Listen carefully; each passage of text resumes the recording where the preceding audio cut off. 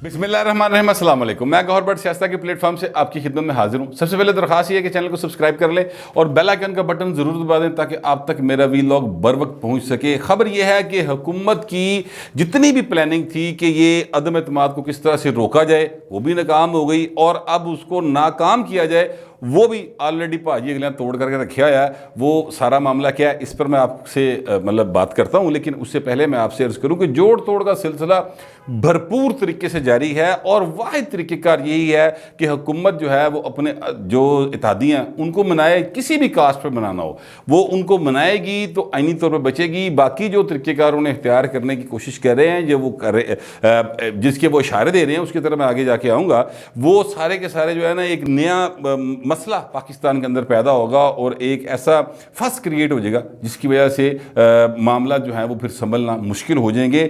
इसलिए हुकूमत को चाहिए कि वो अपने इत्तेहादियों को मनाए, अपनी पार्टी सिद्धि करो, पाए ना अपनी मंजी थले डांग फेरो। सिंपल सी बात यह है, आप अरकान की वजह से जो आपके साथ जीत के आए हुए हैं या जो इत्तेहादी हैं, जो रुकने कौमी असम्बली हैं, आप उनकी वजह से sir prime minister of Pakistan हैं। आइनी तौर पर तो यही बात है ना, बाकी पोजिशन जो मर्जी कहती फिरे, दुनिया जो मर्जी कहे, लेकिन आप तब तक ही प्राइम मिनिस्टर हैं जब तक कि आपको ऐवान का एतमाद हासिल है। और उसका तरीक़ेकार ये है कि आप जो अदम एतमाद आ रही है उसके मुकाबले पे आपके बंदे जो हैं वो आपके हक में खड़े हों और ज़्यादा निकल आए तो भाई तुसी फिर प्राइम मिनिस्टर ताड़ी बल्ले बल्ले, अपोजिशन फारग। अगर आप नहीं कर सकते तो फिर आप फारग भाई। बड़ी सिंपल सी 2+2=4 वाली बात है, लेकिन जोड़ तोड़ का सिलसिला जारी है। और जोड़ तोड़ का सिलसिला ये है कि जैसा कि मैंने कल कहा था कि तरीन ग्रुप में अलीम खान की एंट्री हुई है, तो जनाब वहाँ पर नाराज़गी का सिलसिला शुरू हो गया, और वो नाराज़गी जो है वो अब वहाँ से निकली है। और जनाब 4 के करीब जो लोग हैं, जिसमें शमशान बुखारी साहब का भी नाम लिया जा रहा है, वो कह रहे हैं कि भाई ने असी नहीं इस तरह असी नहीं ना लेंगे, असी तो इमरान मिलन जा रहे हैं। इमरान खान साहब लाहौर का दौरा किया उन्होंने आज, और गवर्नर साहब से मुलाकात की है, वज़ीर साहब से मुलाकात की है, और खान साहब ने वहाँ पर ज़ाहिर है कि वही बातें की हैं कि जनाब मैं देख लाँगा, मैं टालाँगा, मैं कर लाँगा, कोई मसला नहीं, हुकूमत कायम है, कितने नहीं जानते सी, और फिर मैं इनको निबड़ लूँगा। जो बातें वो करते होते हैं पब्लिकली। खान साहब में एक क्वालिटी ये है कि वही बात वो जो कमरे में कर रहे होते हैं वही जाके पब्लिक में कर देते हैं।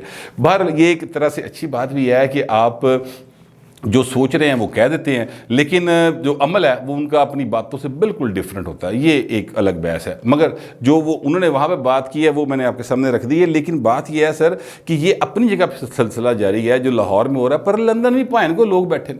लंदन में भी एक भाई साहब बैठे हैं जो 3 बार के वज़ीर आज़म हैं, और उनके साथ एक शख्सियत बैठी है इसहाक डार साहब, और वहाँ पर अलीम खान साहब भी बैठे हुए हैं, वहाँ पर तरीन साहब भी बैठे हुए हैं। और मेरी इतलात के मुताबिक जो मैं आपको मतलब फ्रॉम हॉर्सेस माउथ पहुँचा रहा हूँ ये है कि अलीम खान ने नवाज शरीफ साहब के साथ मुलाकात का वक्त मांग रखा है, लेकिन मियाँ नवाज शरीफ साहब का कोई मूड फ़िलहाल नहीं है कि अलीम खान साहब के साथ वो मुलाकात करें। उसकी वजह यह है कि वो ये समझते हैं कि फ़िलहाल सानू लोड़ कोई नहीं है कि हम इसकी तरफ जाएँ, क्योंकि उनकी फ़िलहाल जो ज़रूरत है वो ज़ाहिर कौमी असम्बली है ना।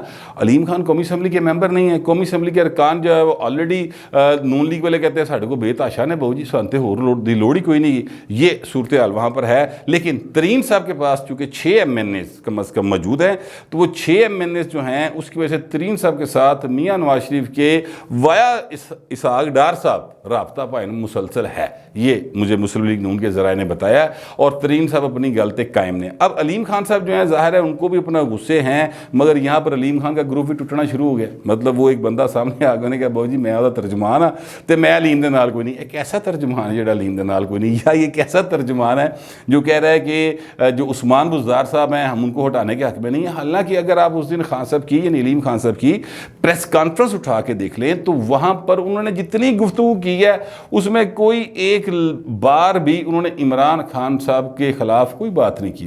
वो सारी की सारी गुफ्तगू जो है वो उस्मान बुज़दार की हुकूमत के ख़िलाफ़ हुई कि पंजाब के वज़ीर अला के पास जी गड्डियाँ ना बहु जी मैं उन्होंने चंगियाँ गड्डियाँ फिरना, वो कोल जो जहाज़ है मेरे को उस तो चंगा जहाज़ है। ये बातें उन्होंने उस्मान बुज़दार के बारे में की हुई है, ठीक है। फिर उन्होंने जिस तरह से पंजाब में मामला चलाए जा रहे हैं ये भी बात उन्होंने की।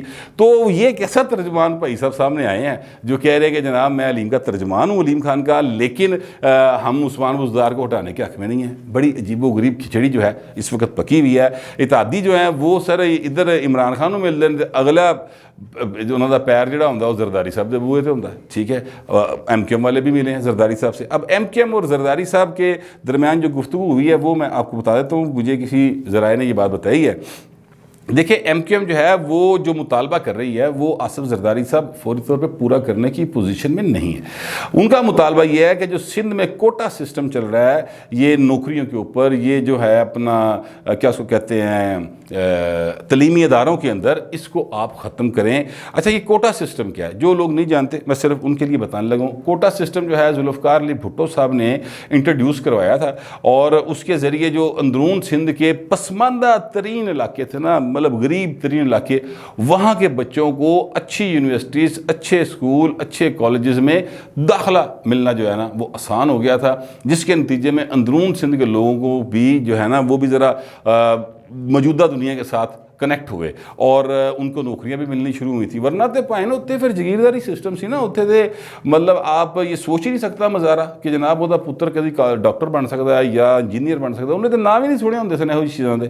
तो ये वो चीज़ है जिसने पीपल्स पार्टी को अंदरून सिंध में आज तक पॉपुलर रखा हुआ है। अब जरदारी साहब से MQM मुतालबा कर दी कि आप इसको ख़त्म कर दें, तो ये जरदारी साहब कर नहीं सकते, इसलिए कि उन्हें पता है कि मैंने आगे इलेक्शन में जाना है। इसके ऊपर थोड़ा सा मामला फंसा हुआ है। लेकिन मेरे कल मैं एक प्रोग्राम में था मुबशिर लुकमान साहब के साथ, तो वहाँ पर मुस्तफ़ा कमाल साहब जो ज़ाहिर है कि MQM का बड़ा पार्ट एंड पार्सल रहे हैं, वो भी मौजूद थे और उन्होंने कहा कि ये कोटा सिस्टम ख़त्म कराने की बात नहीं है, इन्होंने 10-20 लाख रुपये के काम पे मन जाना। ये मुस्तफ़ा कमाल साहब कह रहे थे वो प्रोग्राम के अंदर, मैं नहीं कह रहा। वो कहते हैं कि यार ये इनका कोई नहीं, ये इस बात में सिंसियर ही नहीं है। बाहर वो अपनी भी बात सियासत की कर रहे थे, मगर उनका मतलब था कि ये बहुत छोटी शायद मन जाएंगे MQM वाले। माजी च वैसे ऐसे होता रहा, इसमें कोई ऐसी बात नहीं है। MQM जो है वो सुबह कुछ कह रही होंगी सी, दोपहर कुछ कह रही होंगी सी, राती कुछ कह रही होंगी सी। अभी भी देख लें, सुबह वो मिले अपना वज़ीर आज़म को, तो अद्धे घंटे बाद उन्होंने कहा जरदारी में मिलने जा रहे हैं। ठीक है, तो हर बंदा अपने अपने दाद है। इसी तरह परवेज़ लाई साहब जो हैं वो पहले शहबाज शरीफ के खाने पर नहीं गए कमिट करके कि जनाब मैं आऊँगा, तो उसके बाद उन्होंने फ़ोन ही नहीं चुकिया, नहीं गए। अब जब वो काम ख़राब हो गया, ट्रेन लंघ गई है, तो चौधरी शुजात साहब जाके जरदारी साहब से मिले हैं। वहाँ पर भी जो बात हुई है वो ये हुई है कि चोइस साहब को उन्होंने कहा, चोइस साहब ने कहा कि सर आपने हमसे कमिटमेंट की थी तो वो उसको पूरा करें। तो उन्होंने कहा कि चोइस साहब आप लेट हो गया, हमारी तरफ से ऐसी बात नहीं है, आपने मतलब गलत प्ले किया और अब चीज़ें जो है ना वो आगे जा चुकी हैं। तो फिर बताने वाले बताते हैं कि चौधरी शुजात हुसैन साहब ने कहा कि अच्छा फिर ठीक है, इस तरह करो, फिर सालक हुसैन दा ते ए तारक बशीर चीमे का ख्याल रखना चाहिए। ठीक है, ये बताने वालों ने मुझे बताया। तो अब परवेज़ लाई साहब जो है वो भी शहबाज शरीफ के साथ मुलाकात, मतलब ये सुनने में आ रहा है कि मुलाकात कर रहे हैं। तो चीज़ें काफ़ी ज़्यादा इस वक्त हड़बोंग पकी हुई है। लोग जो हैं वो अपनी अपनी नई पोजीशनिंग कर रहे हैं सियासत के अंदर। काफ़ी चीज़ें जो हैं वो ख़राब होती हैं, इसी तरह होता है, फिर ठीक हो जाती हैं। अभी एक अफरा तफरी का सा आलम है, लेकिन अपोजिशन के जो लोग हैं, मिसाल के तौर पे आसिफ जरदारी साहब, खुर्शीद शाह साहब, शहबाज शरीफ साहब, हमजा शहबाज साहब, ये मरीम नवाज शरीफ साहब, मियाँ मोहम्मद नवाज शरीफ आप सर बहुत ज़्यादा कॉन्फिडेंट है। मैं आपसे अर्ज़ करूं कि राजा परवेज़ अशरफ साहब से मैंने ये पूछा कि सर आप मतलब इतने कॉन्फिडेंट क्यों हैं? तो वो आगे से मुस्करा के उन्होंने कहा कि यार अगर हम आपको वो बात बता दें जिसकी वजह से हम कॉन्फिडेंट हैं और जो चीज़ें हमारे सामने हैं, तो सर फिर मतलब है कि आप हमारी जगह पे बैठे होते। ठीक है, लिहाजा हमने तय किया हुआ है, हमने कुछ नहीं बताना। जो चीज़ें मुझ तक पता है उनका, मुझसे तो ऊपर जरदारी साहब को तो बहुत कुछ पता है, बिलावल साहब को, इसलिए चीज़ें बहुत ज़्यादा उनके ख़्याल में ठीक हैं और वो जीत जाएंगे। लेकिन उसके मुकाबले पे जो हुकूमत की प्लानिंग है ना, वो पॉइंट काफ़ी गैर आइनी किस्म की लगती है मुझे लगती है कम अज़ कम। लेकिन जाहिर है कि आइन क्या कहता है क्या नहीं कहता, ये सुप्रीम कोर्ट ऑफ पाकिस्तान ने या किसी कोर्ट ऑफ लॉ ने इसको डिफ़ाइन करना होता है। जितना कि मैंने पढ़ा है या मुझे समझ आई है उसके मुताबिक तो ऐसे ही है, उस पर मैं बात करता हूँ। लेकिन मैं आपसे अर्ज़ करूँ कि ये फवाद चौधरी साहब ने आज जो प्रेस कॉन्फ्रेंस की है उसमें फिर उन्होंने मतलब माजी के हवाले कि जनाब नरेंद्र मोदी जड़ा ना वो नवाज शरीफ 89 के विआह ते आया सी, वो भाई थानू तुहाडा अगला फ़ोन ही नहीं सुनता। मतलब है आप नरेंद्र मोदी को ना देखें, आप ये देखें कि वो भारत का वज़ीर आज़म है। ठीक है। अमरीका ਦਾ सदर ਤੁਹਾਨੂੰ फ़ोन नहीं करता, एक करता नहीं दूजा सुनता नहीं। तो सर आप दुनिया में तो इस तरह करके अपना पाकिस्तान का मजाक बनवा रहे हैं ना। मतलब ये है कि मैं नहीं समझता इस तरह की बातें लोकल पॉलिटिक्स की चमकाने के लिए करनी चाहिए। बहरहाल उन्होंने ये बातें की हैं, लेकिन साथ एक इशारा जो सुबह मुझे शेख रशीद साहब की प्रेस कॉन्फ्रेंस में भी मतलब उन्होंने कहा नहीं, मगर मुझे महसूस हुआ कि भाई यह गल कर रहा है। इसी तरह फवाद चौधरी की बात में भी इसी किस्म की बात थी कि इनके अरकान नहीं जाएंगे, यानी इनके पास 179 की स्ट्रेंथ है तादी मिला के, तो ये नहीं जाएंगे और ये रोक देंगे कि जनाब आप ना जाएं। मिसाल के तौर पे फवाद चौधरी साहब ने ये कहा कि जनाब हमारे पास 179 हैं, 172 पूरे करने हैं जनाब अपोजिशन ने, तो दहा दे पड़े बंदे। और उन्होंने कहा स्पीकर का इख्तियार है इजलास बुलाना, और स्पीकर का इख्तियार है कि जनाब वो अगर कोई पार्टी पॉलिसी के ख़िलाफ़ वोट देता है तो उसका वोट काउंट ना करे। अब ये वो बात है जिसकी वजह से मैं कह रहा हूँ कि हुकूमत की जो सीन है ना वो गलत है। ट्रेंड भी चलाने शुरू कर दी हैं लोगों ने 63A के हवाले से ट्विटर के ऊपर।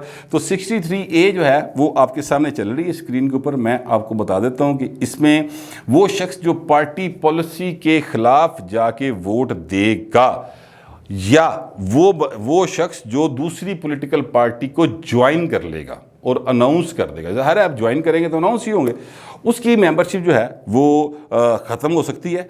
और वो इख्तियार जो है वो उसकी पार्लियामेंट्री पार्टी के हेड को है, वो लिख के भेज देगा, पार्टी हेड को है वो लिख के भेजेगा कि जनाब इसको आप डी-सीट कर दें। आगे स्पीकर के पास 2 दिन है, 2 दिन के बाद स्पीकर जो है वो आगे भेज देगा इलेक्शन कमीशन को, और इलेक्शन कमीशन उसको डी नोटिफाई कर देगा। ये 1 2 + 2 4 वाला तरीक़ेकार है, मगर इसमें बहुत बड़े बड़े अगर मगर है भाई, वो अगर मगर जड़े हैं ना वो मैं आपको बता लूँगा वो क्या है। मिसाल के तौर पर इसमें जो सबसे बड़ी अगर मगर है ना वो ये है कि जनाब आप अगर अनाउंस करें कि मैंने तहरीके इंसाफ छोड़कर पीपल्स पार्टी, नून लीग, JUI, MKM कोई दूसरी पार्टी ज्वाइन कर ली, ठीक है, फिर आपके खिलाफ ये कार्रवाई हो सकती है। लेकिन उससे पहले आपको जो पार्टी हेड है वो शोकस नोटिस देगा, ठीक है, और शोकस नोटिस का जवाब आएगा और उसके बाद फिर आगे काम होगा। अच्छा, अब ये मैं क्यों कह रहा हूँ, आपको याद होगा एक आयशा गुलेलई का एक केस हुआ था, वो उन्होंने इमरान खान साहब के ऊपर कुछ इल्ज़ामात लगाए थे, हामिद मीर साहब के प्रोग्राम में बैठ के कुछ मैसेजेस के कुछ इस तरह के, आपको याद होगा वो फिर ब्लैकबेरी लबा नहीं थी, ठीक है। तो वो जो है ना मामलात, उस केस के अंदर भी आयशा गुलेलई को की रुकनीत ख़त्म करने के लिए कौमी असम्बली की वो मेंबर थी माफ़ कीजिएगा, कौमी असम्बली की वो मेंबर थी, उनकी रुकनीत ख़त्म करने के लिए फिर बाकायदा तौर पर यही तरीक़ेकार 63A जो है इसको अडॉप्ट किया गया था। और उसके ऊपर फिर सुप्रीम कोर्ट ऑफ पाकिस्तान ने फिर इसके ऊपर जो कहा था कि the election commission found and we agree, ये सुप्रीम कोर्ट का जो जजमेंट है उसका मैं पैरा पढ़ रहा हूँ। The election commission found and we agree that the respondent was condemned unheard which is clearly violative of provision of article 63A। यानी इसका मतलब ये है कि जनाब जो जिसको आपने निकाला है उसको अनहर्ड आप नहीं निकाल सकते, यानी आप उसको शोकॉज नोटिस देंगे, वो उसका जवाब देगा, उसके बाद फिर आप स्पीकर को, आप सेटिस्फाई नहीं हुए आप स्पीकर को लिख दें। तो इसमें प्रोसेस है ना पूरा। अब यहाँ पर हुकूमत की पॉलिसी जो है या जो लग रहा है, ये जो प्लानिंग है वो ये है कि हम अपने अरकान को जाने नहीं देंगे। यानी फ़र्ज़ करते हैं किसी दिन भी इजलास जिस दिन है उस दिन वो कहेंगे कि जनाब कोई रुकन असम्बली जो PT का है ना जीता हुआ वो पाने नहीं जाएगा असम्बली के अंदर, ठीक है। अच्छा, अब आप किसी को सर गन पॉइंट पर तो नहीं रोक सकते, ये बजाते खुद ये इक़दाम एक गैर आईनी इक़दाम है, आप किसी मेंबर को पार्लियामेंट में जाने से नहीं रोक सकते, एक बात। दूसरी बात यह है कि जब वो अंदर चला गया और अंदर जाकर वो वोट करे आपके खिलाफ, उस पर फिर डिफेक्शन क्लाज लग जाएगी, इसमें कोई दूसरी राय नहीं है। लेकिन वोट करने के बाद लगेगी बाबूजी, उससे पहले ये प्रोविजंस एक्टिव ही नहीं होती, ठीक है। फिर ये कैसे हो सकता है कि कोई स्पीकर जो है वो कहे कि जनाब ये मेंबर है, फ़र्ज़ करें ABC कोई भी शख्सियत है वो मेंबर है तो उन्होंने ऐसी एंटर नहीं होने देना, और फिर उसका उस दिन असम्बली में जाना इस बात का ऐलान तो नहीं है कि वो पार्टी के ख़िलाफ़ है या वो उसने दूसरी पार्टी ज्वाइन कर ली है, उन्होंने वोट से पान दियो ना, उस तो बाद भाई ना फारक बिल्कुल ठीक है, उसके बाद बात खत्म हो जाएगी, लेकिन उससे पहले आप उसको नहीं कर सकते। मगर यहाँ पर सूरत हाल जो है वो ये है कि फवाद चौधरी साहब कह रहे हैं कि वो अगर चले भी जाएंगे तो स्पीकर साहब उनका वोट कास्ट काउंट नहीं करेंगे। वो पाए तो किन्हें कहता है, ये कहाँ लिखा हुआ है इनके अंदर कि स्पीकर साहब वोट जो कास्ट किया गया उसको काउंट नहीं करेंगे? वहाँ पे तो वोट इंज पैना ही नहीं पर्ची की तरह, वहाँ पर तो क्लियर डिवाइड होनी है बाकायदा तौर पर कि जेड़े इमरान खान के नाल ने वो सज्जे पासे जेड़े मतलब शहबाज शरीफ साहब वज़ीर आज़म के उम्मीदवार उनकी तरफ हो जाए तो बस बात खत्म हो जाएगी, बंदे गिने जाएंगे, एक बंदा जरा गिनया जाएगा तो क्लियर हो जाएगी किसी को 172 है किसी को नहीं गए। मगर मैं आपसे बताऊं कि इसके अलावा भी लोग जाने को तैयार हैं बाकायदा तौर पर, और उन्होंने कहा जी इस्तीफे असीं पहले फड़ाते हैं, तुसीं सानूं की करना, असीं तो पहले इस्तीफे दे के बैठे हैं। एक बात अपोजिशन ये क्लेम कर रही है। दूसरी बात यह है कि इस बात का बहुत ज़्यादा इम्कान है कि जो तादी है ना बहू जी, ये पहले ही प्रेस कॉन्फ्रेंस कर दें कि जनाब हमने इमरान खान को छोड़ दिया, फिर भाइन कितने जाओगे दसो?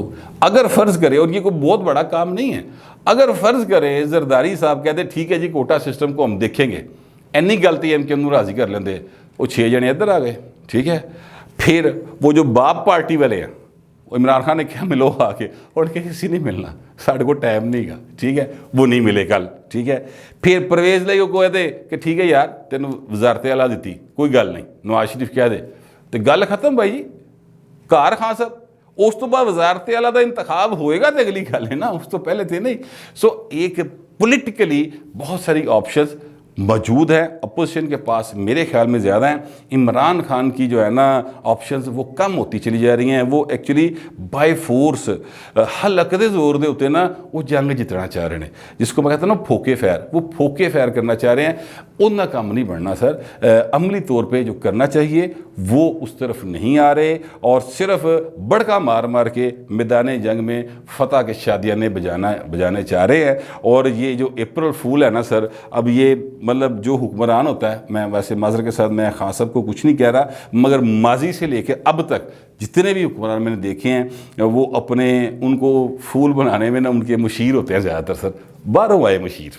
एक अनुषा रहमान साहबा होती थी, आपको याद है, वो मिनिस्टर थी सर, और उन्होंने ये जो पीका है ना 2016 वाला, ये सर उन्होंने इंट्रोड्यूस करवाया था, और नवाज शरीफ नूं मतलब क्या कहना चाहिए बेवकूफ़ बना के तो इंट्रोड्यूस करा के बिल पास करा के।